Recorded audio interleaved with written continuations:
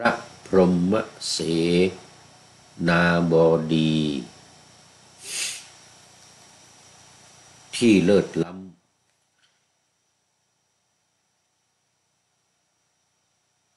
ขอไป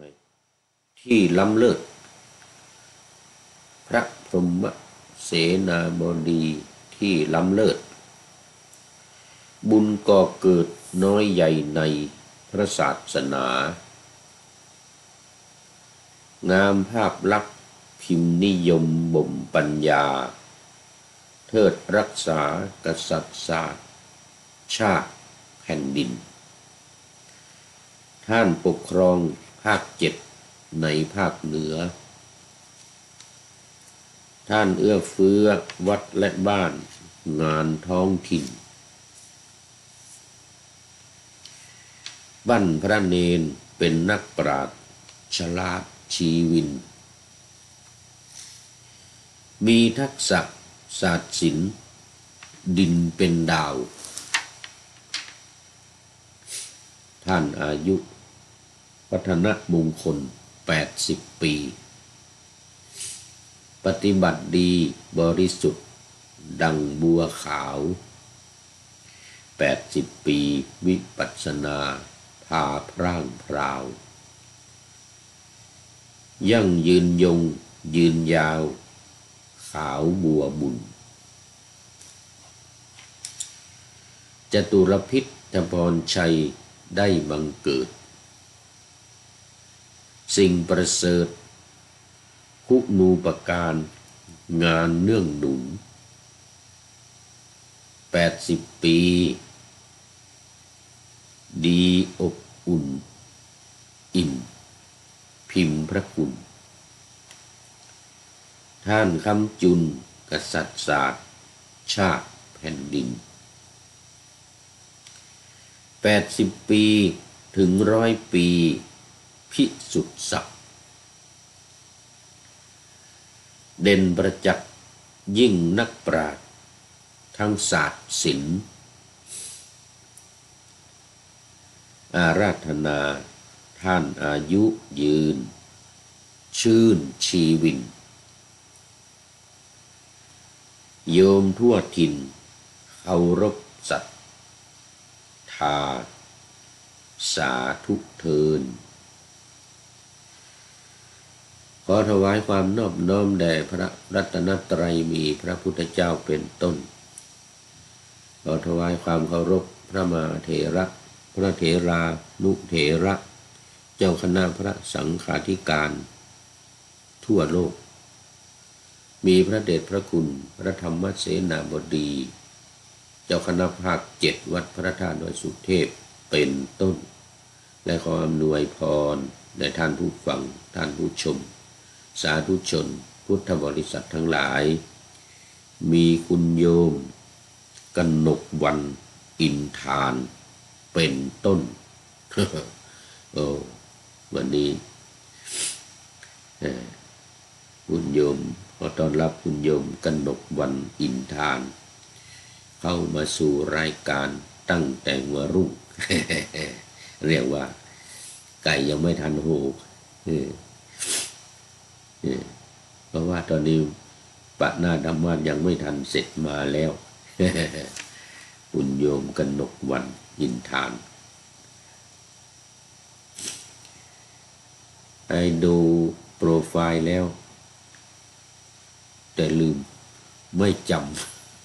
ำ ขอเอาไว้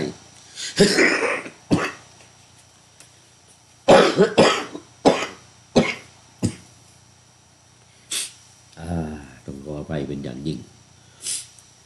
ตอนนี้คัดจมูกเป็นหวัดคัดจมูกเสียงก็เลยไม่ค่อยดีเสียงไม่ใสต้องขออภัยเป็นอย่างยิ่งเป็นหวัดคัดจมูกยังไม่หายดีวันนี้ท่านเจ้าอาวาสก็เมตตาเอายำหม่องเขาไม่เรียกยำหม่องนะของศรีลังกา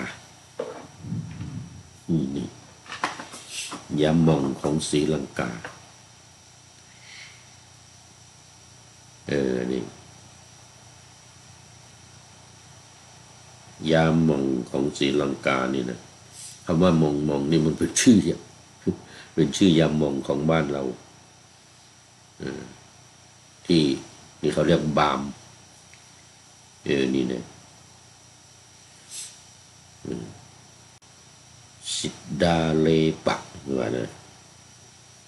สิดดาเลปักนี่เป็นศรีลังกานี่อายุรเวดิกอายุรเวดิกบามอายุรเวดิกบามก็เลยแต่เราก็เลยไปเรียกยามองเพราะบ้านเรามันเป็นยี่ห้อสมัยประเทศพม่าปกครองเรานี่นะก็มีบริษัทยามองเนี่ยยาบามเนี่ยชนิดหนึ่งในเมืองไทยเรานะดังมากยามองตราถ้วยทองอย่างนี้ทีนี้พอใครทำบามทำสีพึ่งหรือทำอะไรขึ้นมานี่เราก็พากันเรียกว่ายามองก็ดีเหมือนกันเมื่อทาคอทาคอทาจมูกหายใจโล่งขึ้นอันนี้นะหายใจโล่งขึ้นมาละแต่ก็ทายาอยู่ทาในคอนี่เราเรียกนะไม่ทาแถวหน้าอกเนี่ยทาแถวหน้าอกเนี่ยมันร้อนนี่มันร้อนทาแล้วก็ร้อนเลยนี่กลิ่นหอมด้วยกลิ่นหอมทำให้จมูกโล่งเป็นพักๆช่วงที่เราทานี่นะพอมันจางหายไปก็เอาอีกละนี่แล้วก็พาราเซตามอลพาราเซตามอลที่นี่เขาเรียกว่าปานาโดล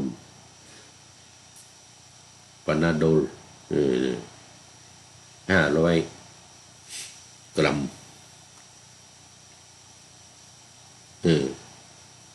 ก็คือภาษาอังกฤษว่าพาราเซตามอลนั่นเองอันนี้เขาเรียกปานาโดลเนี่ยทั้งไข้ทั้งเป็นหวัดไข้แก้เป็นหวัด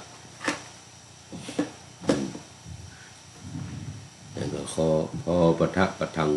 อาการดีขึ้นเนี่ย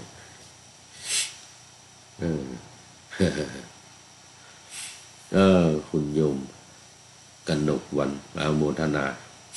คุณโยมกนกวรรณอินทานวันนี้เป็นท่านแรกเข้ามาในรายการ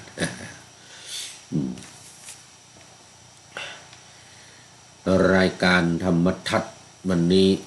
ของวัดพระธาตุดอยสุเทพ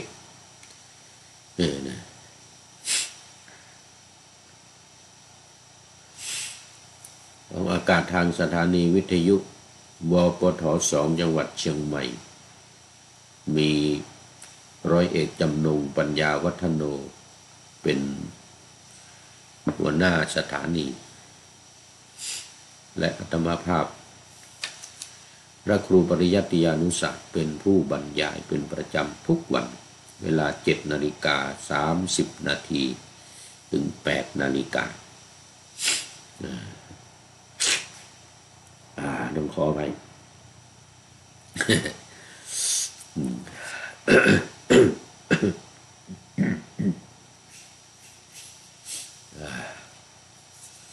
นี่นะ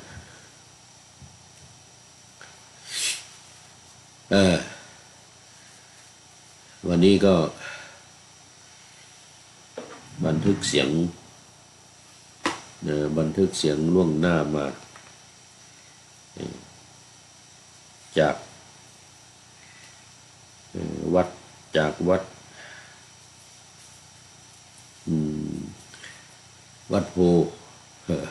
กือบลืมชื่อวัดไปแล้วนี่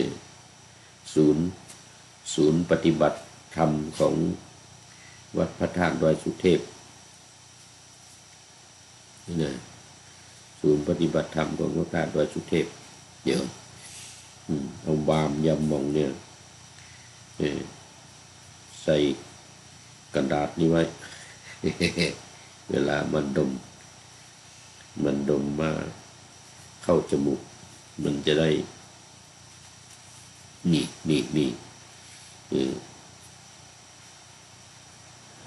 ยำมองละเมงมาแบ่งกันทาอย่างว่ายำมองละเมงมาแบ่งกันทาเนี่ยนะ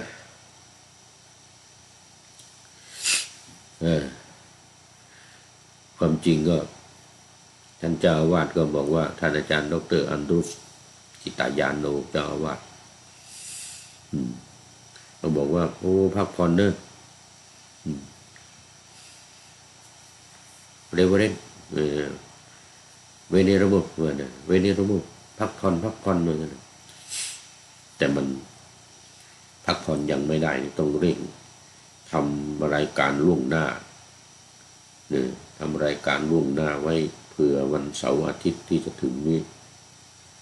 จะให้ดีต้องวันจันทร์ด้วย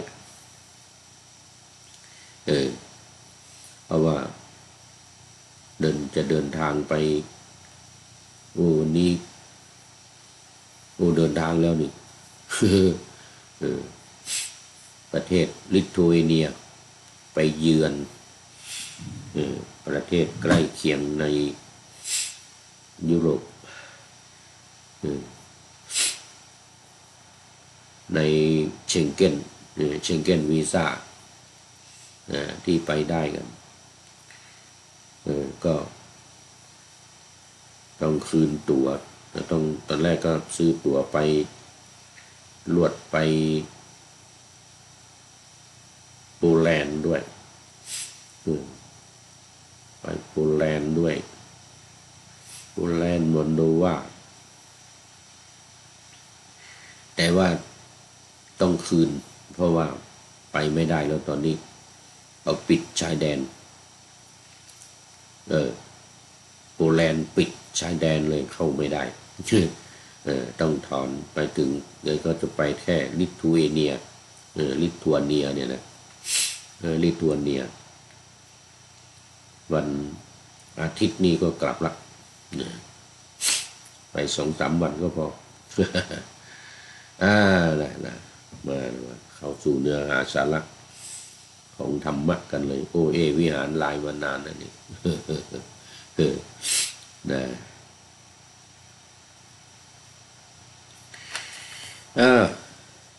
วันนี้ขึ้นวรรคใหม่ละที่จบไปเป็นปุพพวรรควรรคบ้านด้วยดอกไม้ตอนนี้วรรคที่ 2ขึ้นมานี่เป็นทันดวรรคหมวดที่ว่าด้วยอาทยาคือโทษความผิดทั้งหลายอาทยากรรมทั้งหลายเนี่ยนะ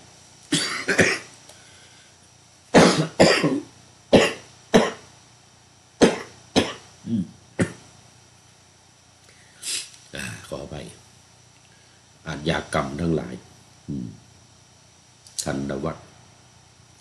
เรื่องที่ 1ก็ฉัพพคีภิกษุฉัพพคีภิกษุ6 รูป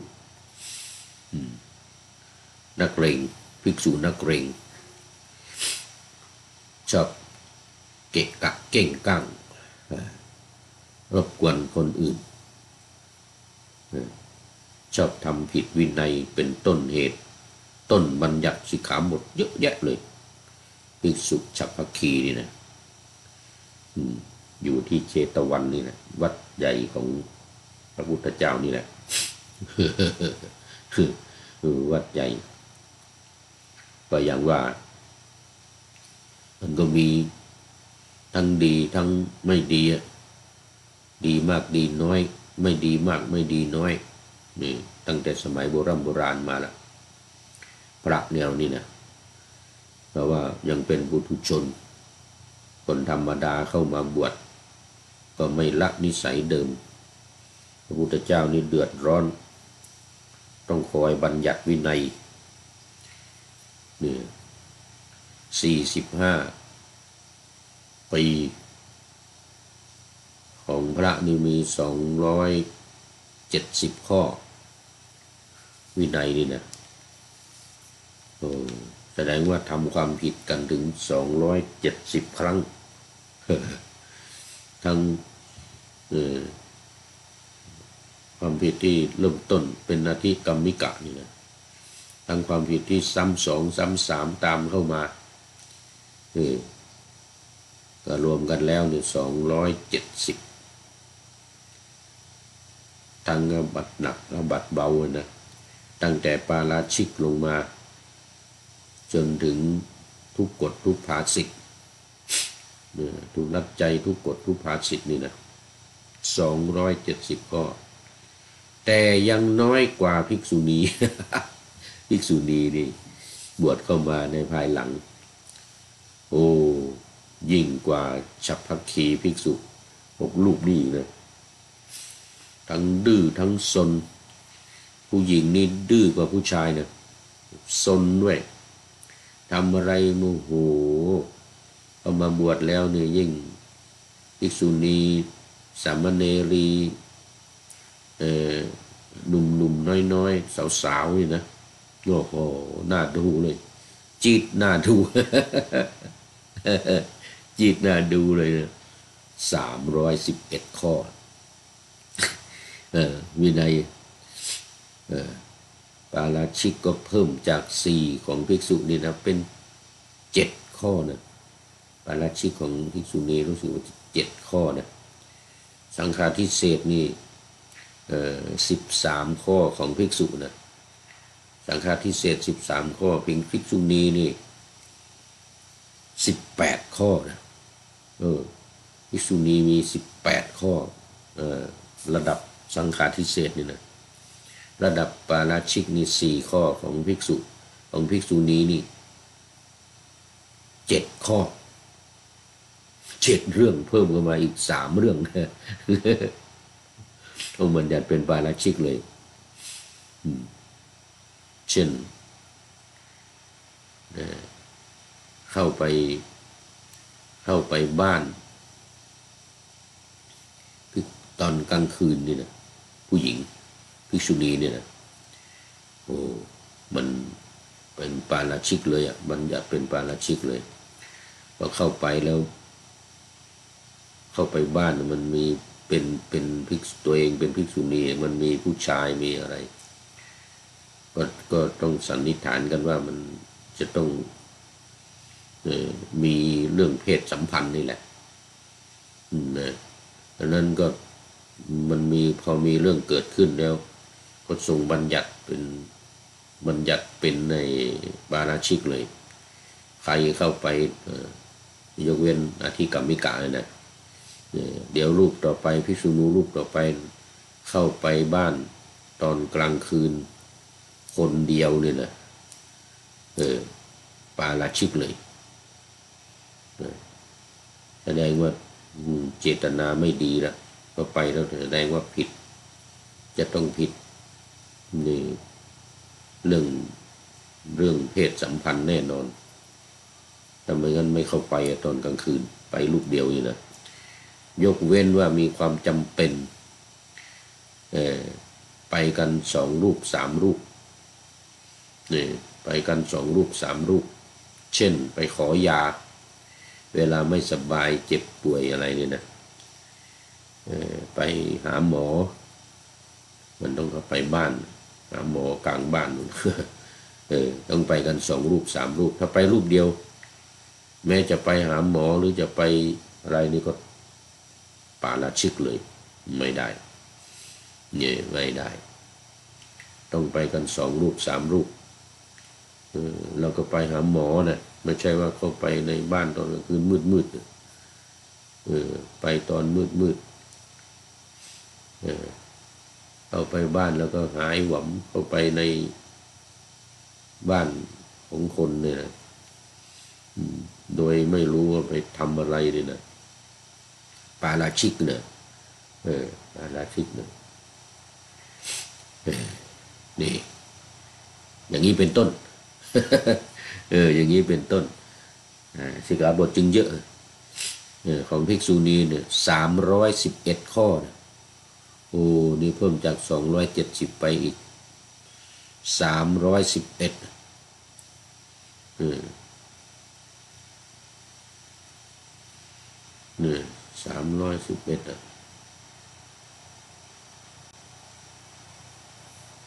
โอ้ไม่ใช่น้อยๆเอามาดูเลยคราวนี้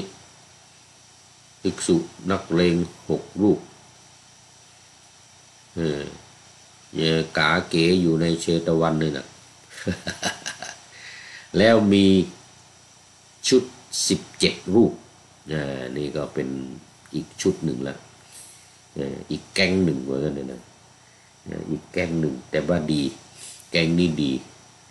17 รูปนี่ก็มีความหมั่นขยันทนุถนอมสร้างเสนาสนะที่อยู่ที่อาศัยเนี่ยนะสร้างกุฏิบ้างหรือทำที่พักเช่นศาลาหรืออะไรในวัดนี่นะทำที่ทำกิจกรรมที่เดินจงกรมหรืออะไรต่างๆนี่นะ17 รูปนี้เป็นแก๊งที่ดีสร้างกุฏิขึ้นมาอยู่แถวชายป่านี่นะเอาละทีนี้ฉัพพคีนี่แหละ6 รูปนี่เนี่ยก็เข้าไปไล่ภิกษุ17 รูปเนี่ยออกไปเหมือนกันไม่ได้นี่พวกเราเนี่ยแก่กว่าเหมือนกันนะเป็นรุ่นพี่เหมือนกันนะ เป็นรุ่นพี่แก่กว่าออกไปวันนั้นพวกเราจะอยู่เลยเนี่ยเอาละทีนี้ก็17 รูปนี้ก็ไม่ยอมสิมันมีทั้งพระหนุ่มด้วยไงมีทั้งหนุ่มมีทั้งแก่ส่วนใหญ่จะอายุมากก็ไม่ยอมวันนี้ก็ตีเลยทีเนี้ยประหาร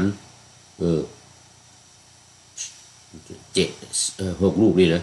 6 รูปนี้ก็โอ้เนี่ยส่วนใหญ่พระแก่พระอายุมากก็สู้ไม่ได้ไงร้องไห้กันลั่นเลยร้องไห้กันเสียงดังลั่นในชายป่าในวัดเชตวันมันกว้างขวางนะมันกว้างมันมีชายป่ามีอะไรก็ไปสร้างกุฏิอยู่ไปปฏิบัติธรรมกันเนี่ยสร้างกุฏิอยู่โอ้ร้องไห้กันเสียงดังลั่นพระพุทธองค์ก็ตรัสถามมันเรื่องอะไรกันเนี่ยครับมีภิกษุมาเล่าให้ฟังว่าเนี่ยฉัพพคีนี่ไปไล่ภิกษุ17 รูปที่สร้างอาสนะอยู่ในป่าเลยนะเสนาสนะอยู่ในป่าเนี่ยนะเอาละทีนี้พระองค์ก็ตรัสเรียกมาทั้ง17 รูปมาแล้วก็6 รูปนี้ก็มาไอ้พวกนักเลงนี่นะนี่มาตรัสถามก็แสดงธรรมให้ฟังนี่แสดงธรรมให้ฟังบ้างเนี่ยคนทั้งหลายคนทั้งปวงนี่ก็มีความสะดุ้งกลัวต่ออาชญาทั้งหลายต่อโทษทั้งหลายกรรมทั้งหลายเนี่ยที่พวกเธอทำเนี่ยแล้วบางคนก็ส่วนใหญ่คนทั้งหลายส่วนใหญ่ก็กลัวต่อความตายนะกลัวต่อความตายเหมือนกันเนี่ยพวกเธอทั้งหลายอย่าไปทำตัวเองก็กลัวเหมือนกันตัวเองก็กลัวต่ออาชญาตัวกลัวต่อความตายเหมือนกันไม่ควรที่จะไปทำร้ายคนอื่นด้วยตัวเองหรือให้คนอื่นทำเลยนะแล้วก็ตรัสพระธรรมเทศนาตรัสพระธรรมเทศนาเนี่ยสเพตสันติทันทัสสะสเพตสันติทันทัสสะสเพพายันติมัจจุโนอัตตานังอุปมังกัตตวานะหะนัยยะนะขาตะเยนี่ ภาษาบาลีคาถาตัดตรัสเป็นภาษาคำนี้ปัทยาวัตหนึ่งคาถาพระพุทธเจ้านี่นะก็แปลว่าบุคคลทั้งปวงสัพเพตสันติทันทัสสะบุคคลทั้งปวงนี้ย่อมกลัวย่อมสะดุ้งย่อมจะสะดุ้งต่อโทษต่อกรรมที่ถูกทำเนี่ยที่ถูกทำเนี่ยนะสัพเพพายันติสัพเพพายันติมัจจุโนนะสัตว์ทั้งหลายทั้งปวงคนทั้งหลายทุกคนย่อมกลัวต่อความตายอัตตานังอุปมังกัตตวาเมื่อเปรียบเทียบกับตัวเองแล้วเนี่ยตัวเองก็สะดุ้งตัวเองก็กลัวต่อความตายเหมือนกันเพราะนั้นนาหานัยยะนาคาตะเยไม่พึงฆ่าเองไม่พึงให้คนอื่นฆ่าเนี่ยเพราะว่ามันจะทำความลำบากให้กับคนอื่นทำให้คนอื่นสะดุ้งกลัวทำให้คนอื่นกลัวตายนี่ร้องไห้กันระงมเดือดร้อนกันแล้วนี่นะ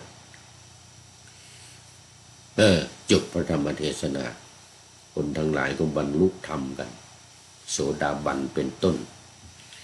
เรื่องของสัพพเคภิกษุรูปนี้ก็จบวันนี้เรื่องสั้น เรื่องสั้นจบภายในวันเดียวสุดท้ายข้อคิดประจำวันท้ายรายการวันนี้ยังอยู่ในเรื่องเดิมคือเรื่องนี่ปะหน้าธรรมาสไว้แล้วนี่อะไรพระพรหมเสนาบดีที่ล้ำเลิศบุญก่อเกิดน้อยใหญ่ในพระศาสนางามภาพลักษณ์พิมพ์นิยมบ่มปัญญาเทิดรักษากษัตริย์ศาสตร์ชาติแผ่นดินท่านปกครองภาค7ในภาคเหนือท่านเอื้อเฟื้อวัดและบ้านงานท้องถิ่นท่านปั้นพระเนนเป็นนักปราชญ์ฉลาดชีวินมีทักษะศาสตร์ศิลป์ดินเป็นดาวท่านอายุวัฒนมงคล80 ปี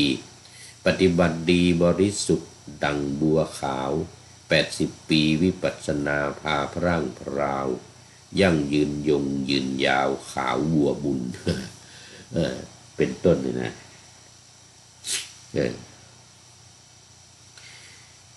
สืบต่อมาเมื่อวานนี้ตัวนี้เป็นกลอนห่อโครงก็จะมีกาบ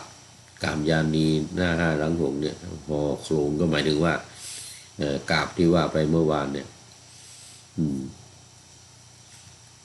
80 ปีอะไร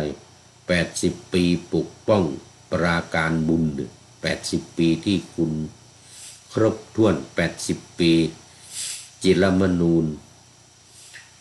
หนุนเนื่องอนันเน80 ปีงามล้วนรุ่งฟ้าจรัสฉายอันนี้เป็นโครงสี่สุภาพนี่มันสั้นข้อความมันจำกัดแต่ว่ามันเป็นข้อความที่ย่อยังไม่ได้ใจความชัดเจนนั้นก็ต้องมีกาบหรือมีกลอนมาอธิบายเขาเรียกว่ากาบห่อโครงกลอนห่อโครง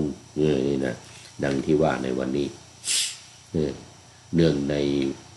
วันอายุวัฒนมงคลของพระเดชพระคุณหลวงพ่อพระพรหมเสนาบดีอดีตเจ้าคณะภาค7เนี่ยเป็นที่ปรึกษามส.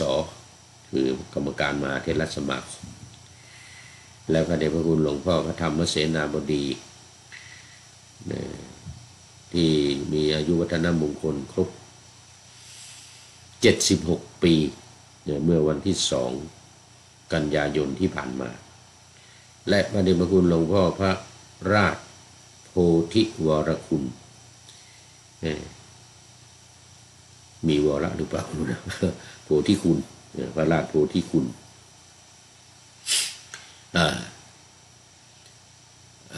ดีตรองเจ้าคณะจังหวัดเชียงใหม่อายุครบ80 ปีเมื่อวันที่12 กันยายนที่ผ่านมาก็สดุดีเนี่ยถวายเป็นมุทิตาสักการะกับพระเดชพระคุณหลวงพ่อทั้ง3 รูปนะในวาระในโอกาสอายุครบ80 ปี2 รูปแล้วก็76 ปี1 รูปนะเป็นมุทิตาสักการะถวายแด่พระเดชพระคุณทั้ง3 รูปไว้ณที่นี้ในก็จะเห็นว่าในรายการต่างๆมันมี3-4 รายการของเรานี้ก็จะในช่วงนี้ก็จะขึ้นต้นจะสดุดีพระเดชพระคุณทั้ง3 รูปเนี่ยตลอดทุกรายการไม่ว่าจะเป็นรายการเนี่ยธรรมทัศน์นาวาวังทองพระไตรปิฎกลอยฟ้าและธรรมะหลังธรรมวัดเย็นเนี่ยในช่วงนี้ 2-3 วัน 4 วันมานี่นะขอโอกาสถวายมุทิตาสักการะแด่พระเดชพระคุณหลวงพ่อทั้ง3 รูปนะทั้ง3 รูปที่เจริญอายุวัฒนมงคลมาครบ80 ปี76 ปีนะเพื่อให้เนี่ยเป็นร่มโพร่มไทร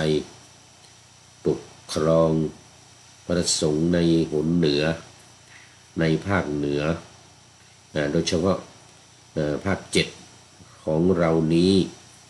3 จังหวัดเชียงใหม่ลำพูนและแม่ฮ่องสอนก็มีพระเถระอนุเถระพระผู้ใหญ่ที่เกษียณอายุเกษียณหน้าที่การงานอายุ80 ปีแล้วก็ยังอยู่ในหน้าที่การงานคือขึ้นมาเป็นเจ้าคณะภาค7พระเดชพระคุณหลวงพ่อปฐมเสนาบดีเจ้าคณะภาค7วัดพระธาตุดอยสุเทพซึ่งจะต้องปฏิบัติหน้าที่ไปอีก5 ปีจนถึงอายุ80ทางการคณะสงฆ์เรานี่เกษียณอายุ80 ปีนะซึ่งเอาเหมือนองค์สมเด็จพระสัมมาสัมพุทธเจ้าทรงมีพระชนมายุถึง80 ปี80 พรรษาแล้วเสด็จดับขันธปรินิพพานเพราะฉะนั้นงานในพระศาสนาของเรานี้ในพระพุทธศาสนาก็จึงถือเอาเป็นแบบอย่างที่พระพุทธเจ้าได้ปกครองคณะสงฆ์มาเป็นเวลา45 ปีจนถึงอายุ80จนถึงอายุ80 ปี45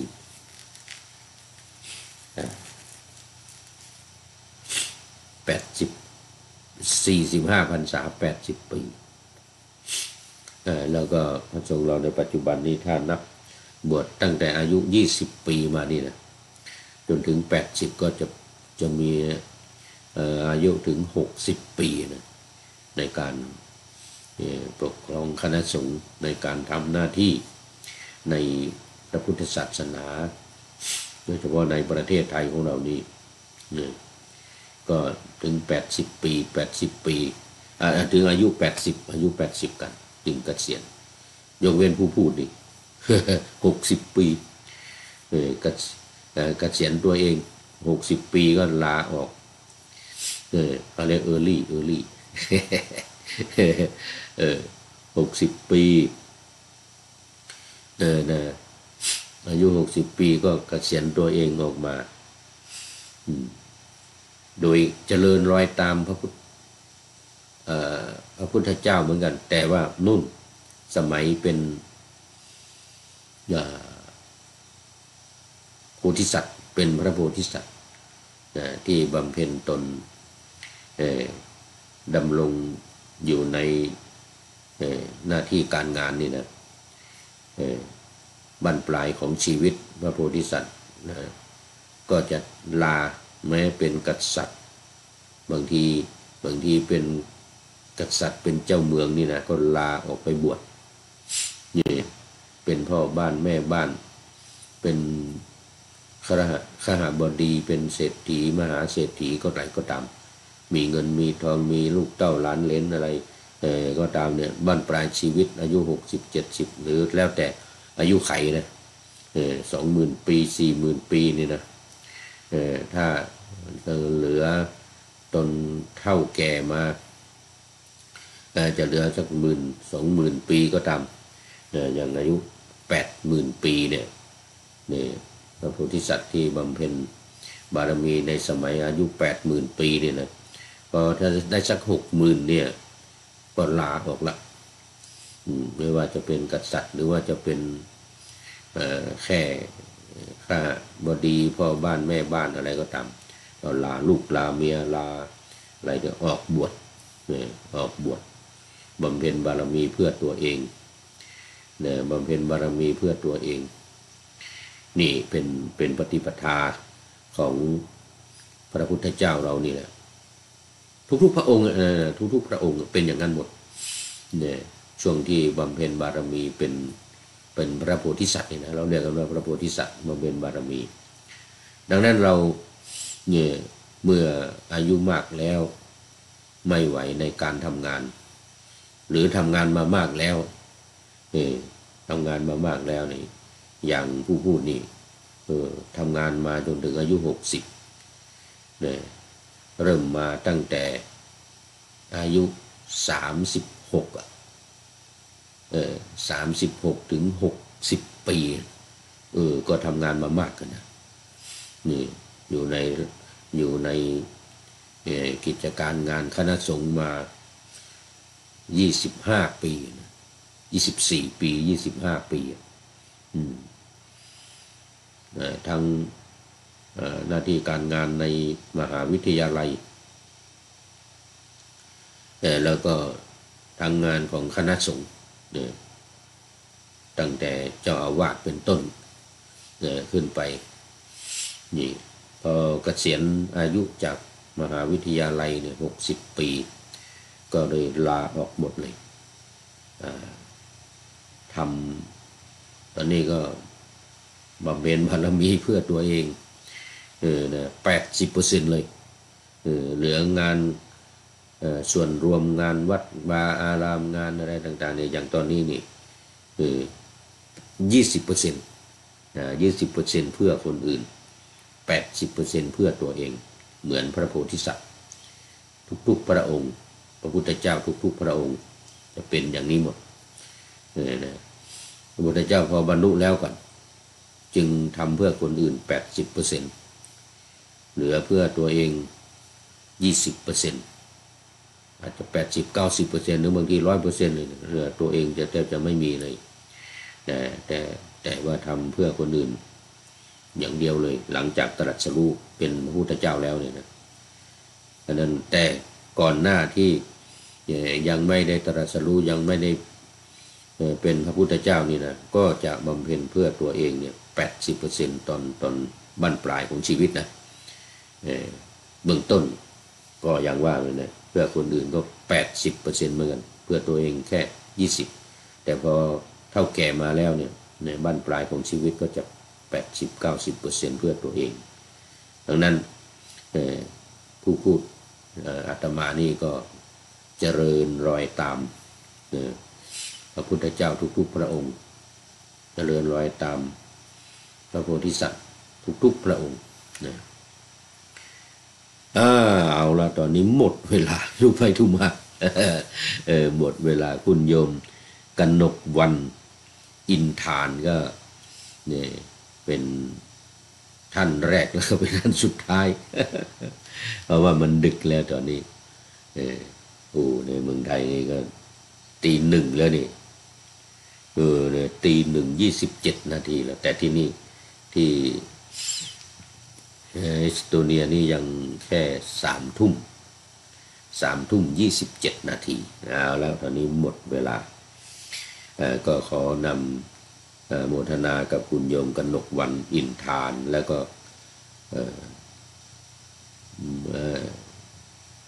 อำลาเนี่ยญาติโยมสาธุชนผู้สดับรับฟัง